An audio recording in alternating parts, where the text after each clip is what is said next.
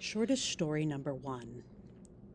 The walls of the cave were damp and rough. The batteries at Xavier's flashlight had gone out 20 minutes ago, so he felt along the walls with his hands to find his way. Even in the dark, Xavier wasn't afraid. It wasn't his first trip to the cave. He'd been there dozens of times. Each time he would go a little farther in, marking down the path on a map he drew on an old notepad. He first heard about the cave from the old man who lived next door. After Mr. Lieberman broke his hip one winter, Xavier's mom told him to go over every week to help their neighbor. Xavier shoveled the driveway in the winter and mowed the grass in the summer. Whenever he finished, Allie Lieberman asked him to come inside. They'd drink hot chocolate or lemonade, and Mr. Lieberman would tell Xavier stories about things he'd done 50 years ago when he was a boy. Xavier liked all the stories, but his favorites were the ones about the cave. "Somebody buried treasure in there," Mr. Lieberman said. "People used to say it was treasure from a Spanish ship that ran aground. Silver coins, jewels, gold. My brother Dottie and I used to spend hours searching in that cave. We never found anything, but it sure was exciting to look. Makes me wish I was your age again."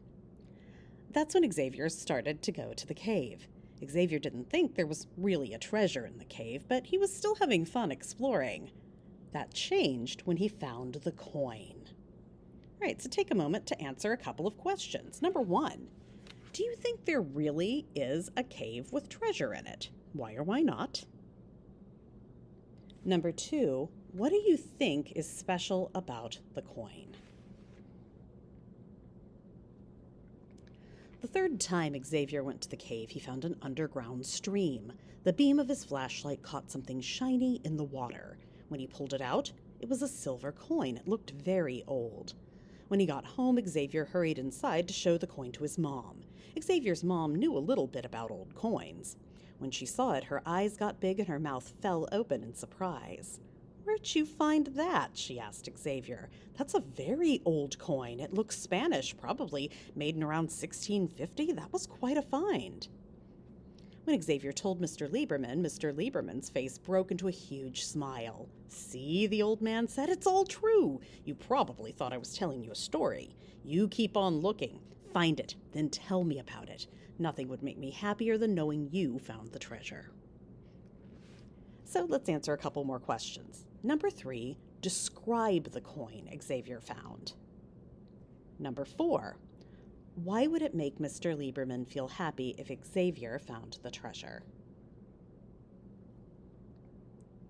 On the day the flashlight went out, Xavier had gone farther into the cave than he'd ever been before.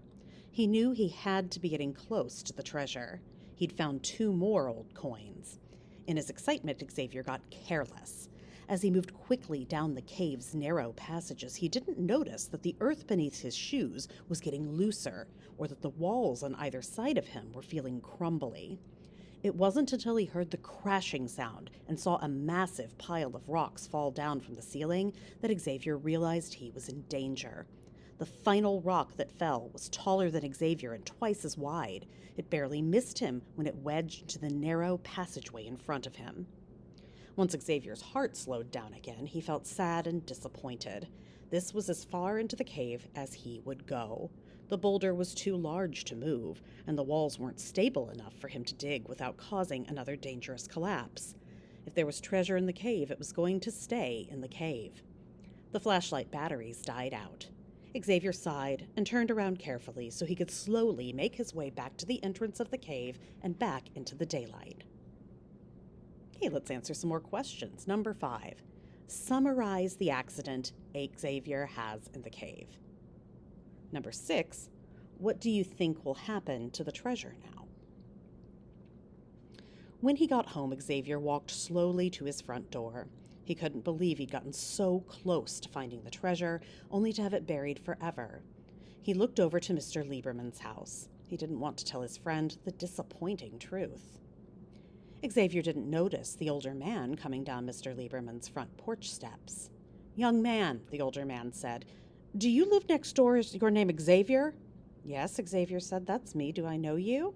The man smiled sadly. "How silly of me," the man said. "You don't know me, but you know my brother, Allie Lieberman. I'm Dottie Lieberman. My brother talks about you all the time.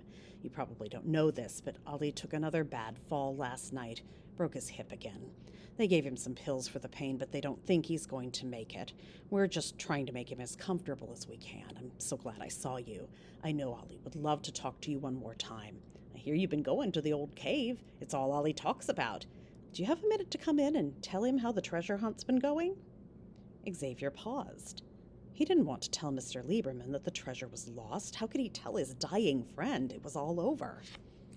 Xavier touched the 2 coins in his pocket, stood up straight, and smiled at Dottie Lieberman. He knew what he should do. He was going to give his friend one final gift, a gift he'd been waiting 50 years to receive. I've got great news for him, Xavier said, forcing a smile. Let's go inside so I can tell him the whole story. It's a good one. All right, questions. Number 7. Explain what Xavier chooses to do at the end of the story. Number 8. Why does Xavier choose to do this? Now, don't forget you have a writing prompt. And the question is, what does Xavier do for Mr. Lieberman at the end of the story? Make sure you use the guide to help you write your paragraph.